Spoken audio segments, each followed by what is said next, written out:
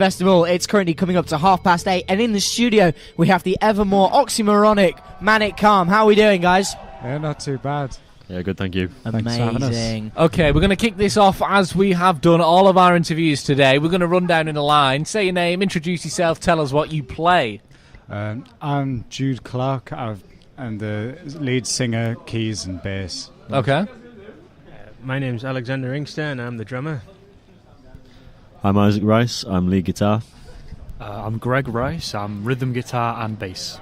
Amazing. Okay. Thank you very much, guys. Okay, so you've done a little bit of stuff for Your Bit Radio. Oh, that was my drink. Was that yours? Dun dun dun. Where is it? I kicked it there. Oh, mate. We've dealt with many a spilt glass on the 8-hour broadcast that we have done tonight. Let's talk about the debut album released in January, 3 Days of Fall. Yes, yeah. We released that, beginning of the year. We spent a long time recording it. It was quite a grueling process for no other reason than that we tried to do it just, for free. We did it with the production team at our uni, and it was really good fun. They were really good, really professional, but it just took a long time because everyone was doing lots of work for their course and stuff. But I'm really glad it's out now. It's been a long time coming. What we like to do when we've had about 7 bands into the studio now for live interviews, and in your description you say that your influences range from Doors to Radiohead to Pink Floyd to Muse, right? They're 4 different bands and they're 4 different members. So does that correlate to any one of you in particular, or is that just a grouping? No, I think that's just a group thing. Me and Alex are very into the Doors and Pink Floyd and stuff. I brought in the Radiohead fanness. I liked that. But I think Isaac and Greg Rice, you're into some more stuff, aren't you? We tend to be a little bit more eclectic because both of us grew up playing in like jazz bands and soul bands and stuff. We're both brass players as well, Right. so we like all sorts of random stuff. But I like playing guitar because it's sort of the instrument of the people, isn't it? And I definitely say that one of my major influences is David Gilmour, so the sort of Pink Floydy vibe of the band suits me perfectly. Very nice. How long have you guys been a band? Well, I formed it with Alex and a couple other guys back in 2021, but since then we've been through a few guitarists and we've finally been blessed with the Rice brothers here, Isaac and Greg. They've been with us since... for maybe not that long actually. For how long? Probably about a year now. Yeah, probably about a year. We've had the Rice brothers in, and they upgraded. We need the others were great, but these guys are really, really something else. So I'm very happy to have them with us. Brilliant. I'm jumping back in. Go for it. Have we talked about musical inspirations? Well, we spoke a little bit about music inspirations, but we haven't done what we usually do, whereas it's very fair enough that a band kind of goes, oh, well, we're very inspired by Pink Floyd and we're very inspired by David Gilmour and stuff like this, but we'd quite like to know the independent inspirations from each member of the band, and that's what we've done with the past, and we've had some really good ideas. Yeah, so what Talon's saying is we want to know what's your on repeat, what you're listening to at the minute, what do you think's really great. We've had some really spectacular responses from punk bands that actually think Skrillex is great to all sorts. So we really want to know, what are you listening to, what do you love, what are your inspirations? Let's go one at a time, straight down the line. Well, like I said, I've been listening to the Doors non-stop recently, and so The End by the Doors from their album The Doors is what I've been listening to recently, and it's been an inspiration on a bit of my work, but not long. I would say my parents subjected us to a lot of Led Zeppelin and Rush and Pink Floyd and Kansas and that sort of thing. So I'd say that was my big inspiration. But in terms of instrumentally, I'd say the Doors, John Densmore, that sort of thing. Okay. As well as Muse. Yep. Moving on. My all-time favourite band is The Darkness. Okay. Permission to Land, probably the greatest album ever released. I mean, I'm sort of speaking for Greg here, but we used to... our parents used to stick loads of random CDs on in the car. We had an awful lot of Blues Brothers. Quite a lot of Jules Holland. Film music, we had a lot of film music as well. It's just any sort of random stuff, but if it sounds good, I'll listen to it. Very nice. Well, I'm not really a guitarist per se. I'm more of a trombonist. So I've been listening to a lot of this guy called J.J. Johnson. Okay. He was like a bebop trombone player. He played with like Dizzy Gillespie, Miles Davis and stuff in the 60s. So yeah, But this is a theme I'm getting more and more. We had a band on here before. Who was it now? And the drummer Trich, was actually a keys player. The bass guitarist played sax. grade 9 sax. And it was like everyone was doing something different. What's going on here, guys? You're all in the wrong socks. But It's more than you think. we're moving on through. We've talked a little bit about your influences. We'll go for our major question. Now You want want to pop the cherry? Drop you our major question. Okay. Right. Now, what we've been keeping from you and you guys is me and Harvey are magicians. Wizards. We're wizards, right? really? But we keep it on the down low. And basically, we have the power to bring people back from the dead, and also transport them. So obviously, you've gone, the four of you, through your musical favourites, and you're a 4-piece band.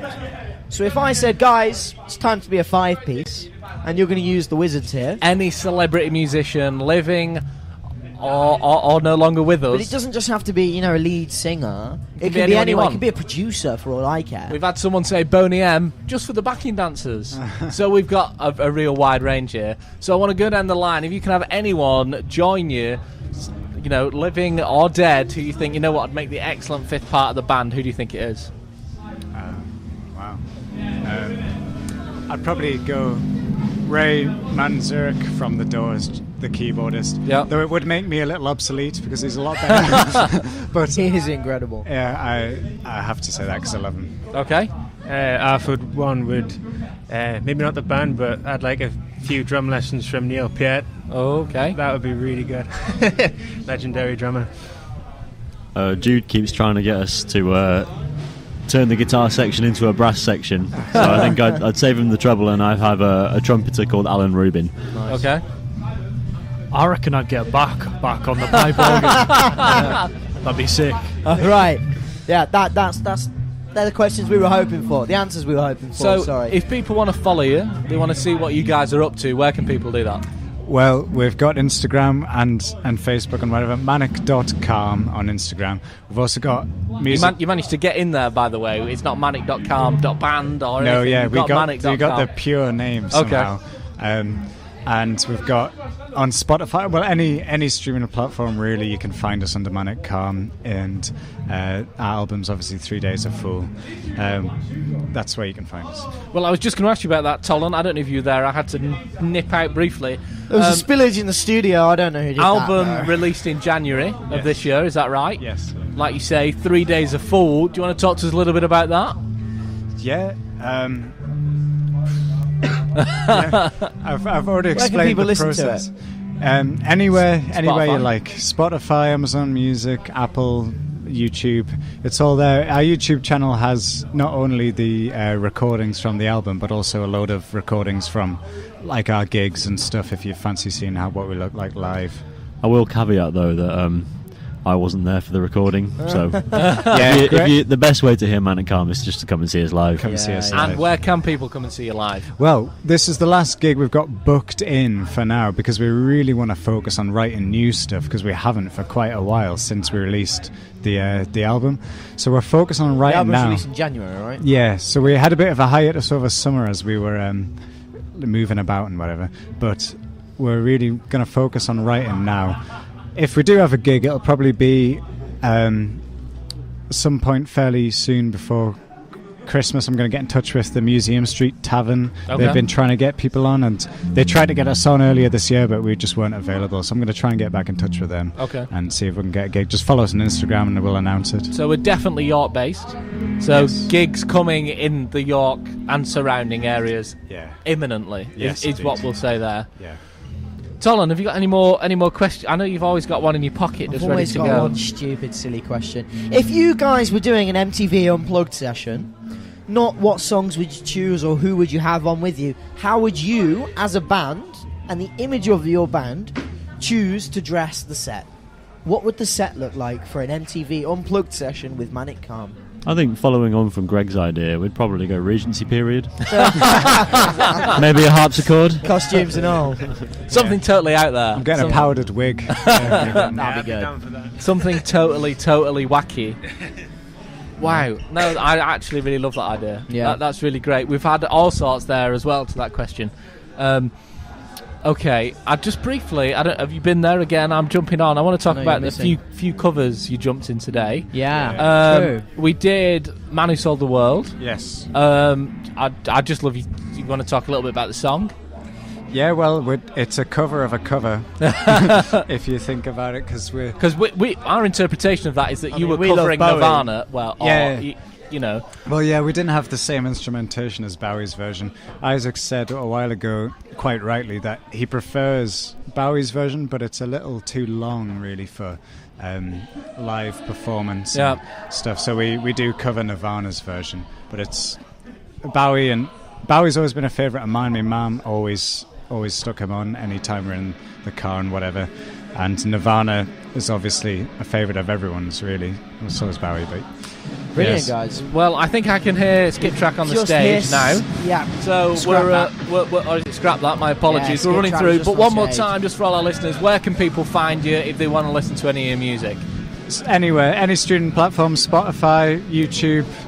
And it's just whatever. manic.com. Manic.com for socials, just Manic.com for any streaming. Well, thank you very much for coming, UMY. Thanks And up so much next, for having us. Thank you very much, guys. it's Scrap Thank That here on Jukebox 2025.